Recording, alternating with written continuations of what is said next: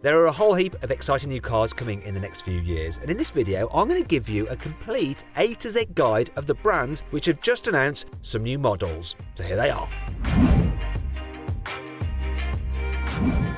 Alfa Romeo's latest creation is the bonkers Giulia GTA. This stripped-out version of the Quadrifoglio gets 540 horsepower and weighs up to 100 kilograms less than the standard car thanks to a new titanium exhaust and loads of carbon fibre bits. It gets a new front bumper, lower side skirts, wider rear wheel arches and plenty of new vents. Oh, and there's a massive rear spoiler too. Pick a GTA M model and you get lightweight plexiglass windows, a roll cage, racing seats and 6-point harnesses. There's also a new launch control system that'll let you do 0 to 60 in 3.6 seconds. Do you fancy one? Well, you'll have to be just as quick as the car. They're only going to make 500.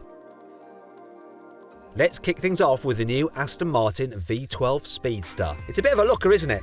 It's basically a Vantage that's had its roof sawn off, and instead of a twin-turbo Mercedes V8, it has a 700 horsepower 5.2 litre V12 from the DBS Superleggera. So it should sound epic. Is it fast? Well, it'll do 0 to 60 in 3.5 seconds and will blast your toupee into the middle of next week when it tops out at 186 miles an hour. Good thing it comes with 2 helmets behind the headrest then. The all-new Audi A3 is basically a much posher version of the new VW Golf. It uses the same chassis but looks a whole lot sportier and gets plenty of new technology. Inside you get a pair of large screens and lots of luxurious materials. But Audi's finally ditched the old rotary controller that made things so easy to use. Oh well. You can get the A3 with 3 engines, a couple of diesels and a 150 horsepower 1.5 litre petrol. You'll also be able to get a plug-in hybrid, which is powered by a combination of an electric motor and a 1.4 litre turbocharged petrol engine. There'll even be a faster S3 model with 4-wheel drive, and this is expected to produce 330 horsepower from its 2 litre turbocharged engine. If you click on the pop-out banner in the top right-hand corner of the screen, you can watch my detailed, in-depth walk-around video of the new Audi A3. It's all very exciting! The old back mono was one of the most hardcore road cars you could buy. It only had 1 seat for goodness sake. The new mono gets the same F1 style seat, space-age design and high-tech materials, but it produces 30 horsepower more from its 4-cylinder turbocharged forged engine, and it now meets European noise and emission regulations for the first time. So it's nice and legal, though probably not quite so good on the old eardrums. The new Bentley Bacala may sound like something you'd wear to rob a bank, but there's nothing subtle or stealthy about this new roadster. Its swoopy bodywork is built by Mulliner, the oldest coach builder in the world, and there's a 659 horsepower W12 engine under the bonnet. Bentley will only build 12 of them, and they cost a whopping £1.5 million each. But they're already sold out. If you're one of the lucky ones, you can personalise your Bacala with rice husk ash paint, whatever that is, and 5,000-year-old Riverwood trim.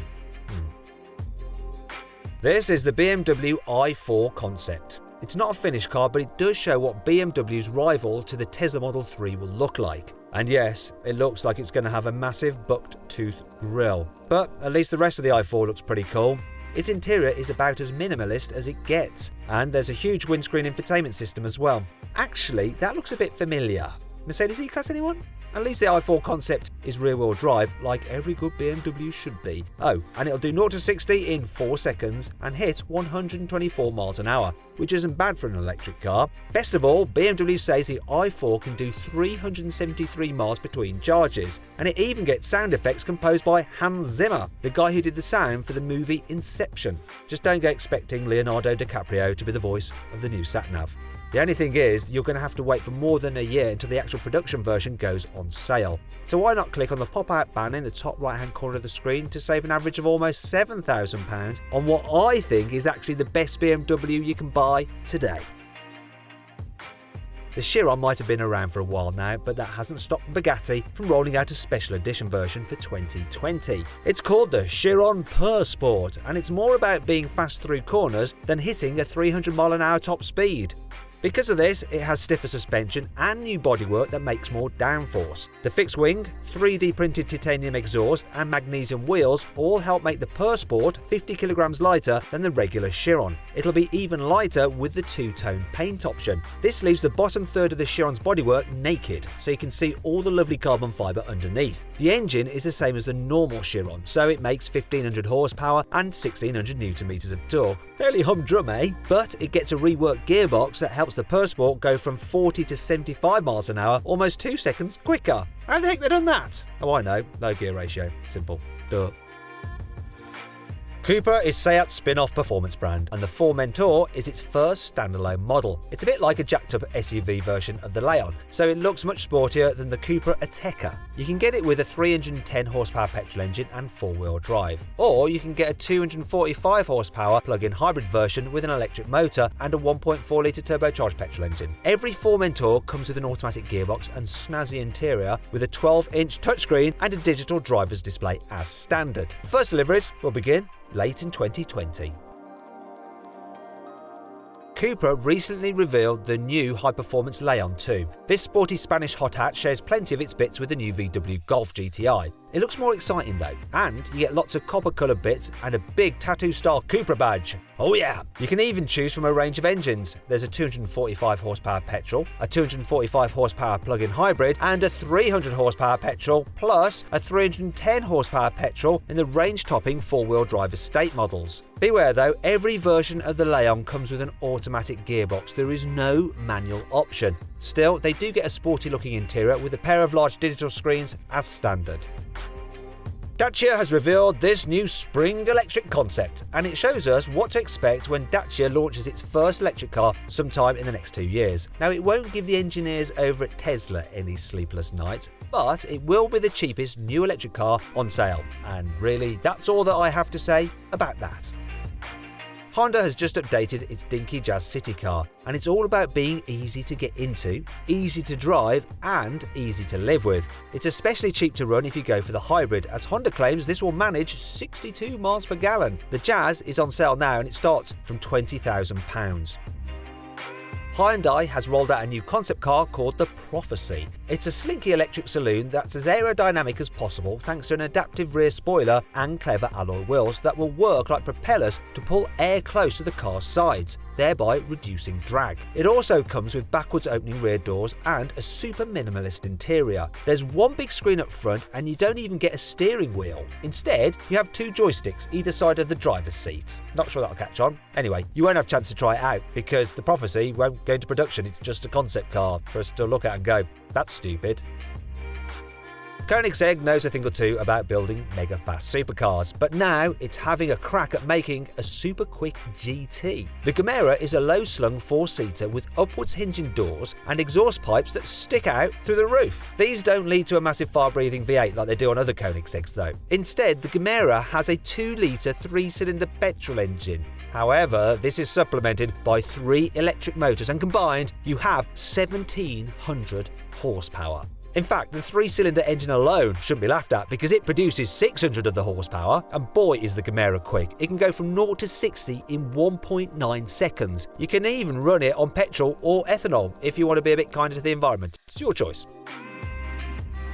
If you fancy a Swedish supercar but you don't need 4 seats, there's also the Koenigsegg Jesko Absolut. Yes, it sounds like a type of vodka, but it's actually a 1,600 horsepower twin-turbo V8 hypercar designed to smash the top speed record for production cars. Bugatti currently holds the record with its 305 mph Chiron, but Koenigsegg reckons the Gemera will do more than 310 miles an hour. You can even remove the Jesko Absolut's roof and keep it under the bonnet, although top speed takes a bit of a hit when you do. Koenigsegg hasn't confirmed how much the Jesko Absolut costs, but they have said it'll be the last car they build that's all about top speed. So grab it while you can then.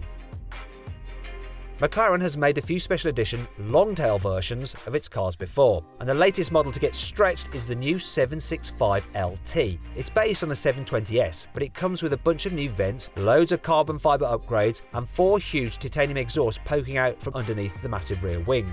It has the same twin-turbo 4-litre V8 engine as the 720S, but it makes 765 horsepower in this car, and thanks to some polycarbonate windows, lots of carbon fibre, and some seats borrowed from the McLaren Senna, the new car weighs 80 kilograms less than the standard 720S on which it's based. All this means it will do 0 to 60 in about 2.7 seconds. However, due to the long tail's extra aerodynamics for improved downforce and handling, the top speed is now only 205 miles an hour instead of the standard car's 211. Oh dear. The Mercedes E-Class saloon and estate have had a few tweaks for 2020. Now they come with revised styling and plenty of new technology. You get different headlights, new grills and some fancy new steering wheels to choose from. Also, the new car gets Mercedes' very latest version of its MBUX infotainment system. Meanwhile, the car also gets some all-new mild hybrid engines, while E53 models come with a new optional AMG Dynamic Plus pack that gives you the same drift mode as the full-fat E63 AMG. Now, if you want more information on this car, click on the pop-out banner in the top right-hand corner of the screen for my detailed video on this new Mercedes E-Class. The latest AMG A45 has shown to be a real blast to drive. Come on! But now, there's a GLA 45 to get your pulse racing as well. This uses the same 421 horsepower turbocharged 2-litre petrol engine as the hot hatch version, but stuffed into a taller SUV body for even more, or maybe less, street cred. Depends on your viewpoint. Anyway, if that doesn't sound like enough power in an SUV, check out the AMG GLE 63 Coupe. This massive coupe off-roader comes with up to 625 horsepower from its 4-litre twin-turbo V8. It also gets a clever, active anti-roll system to stop its huge body from leaning too much in tight corners. This is the Morgan Plus 4, and it may look like a very, very old car, but it's actually completely new. Well, almost. The car is built on an all-new aluminium chassis, and it gets a 259 horsepower BMW 4-cylinder engine, which is also used in the Z4. And seeing as it only weighs about 1,000 kilograms, it'll do 0 to 60 in about 4.8 seconds. It's on sale now, and it costs from £63,000, though there is a bit of a waiting list for one. The Pininfarina Battista is one of the fastest and most expensive electric cars you can buy, but the Anniversario version is even more reassuringly expensive. It produces 1,900 horsepower and 2,300 Nm of torque. That means it'll do 0 to 60 in less than 2 seconds. It also gets some new aero tweaks and wheels and tyres, so it's even faster than the standard car. How does 217 miles an hour sound? Pretty good, for an electric car. Only thing is, just 5 will be made, each in an exclusive two-tone paint job that you won't see on the normal Battista, if a Battista could ever be described as normal. Renault loves to wheel out a futuristic concept car, and this year they built something called the Morphos. I think that's how it's said. It's supposed to show us what electric cars in 2025 will look like, and there might be some truth to that because it uses Renault's new electric vehicle platform. Instead of choosing a trim level, you choose a city or travel model. These are pretty much identical, except the travel version is 40 centimeters longer and has a much bigger battery. They both get sliding rear seats, a swiveling passenger seat, and a retractable steering wheel that doubles as an infotainment screen. Polestar has revealed a new 4-door coupe rival for the Porsche Taycan. It's called the Precept, and it shows what future road cars from the Swedish brand will look like. An integrated spoiler in the bonnet and cameras instead of wing mirrors make it as aerodynamic as possible. And it uses plant-based composite for some body panels that are lighter than plastic and produce less waste. Inside, you get a couple of large screens and Polestar's signature gold seat belts, just like in the S60 Polestar. Polestar hasn't confirmed how fast the Precept is or how far it can go between charges. However, it has said that it comes with the kind of high-tech sensors reserved for the most advanced autonomous driving systems. Not sure what that'll mean. Maybe the car can just drive itself.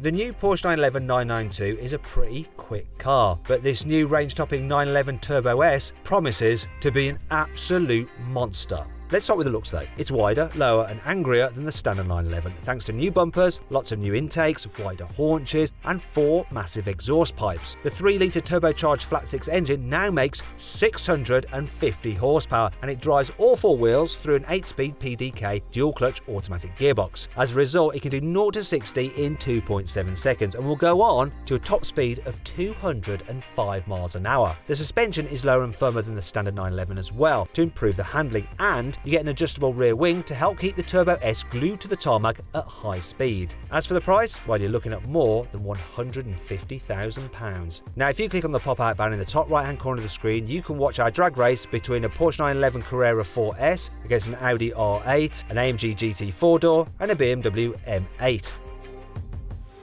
you don't want a German or Spanish hot hatch, how about a Czech one?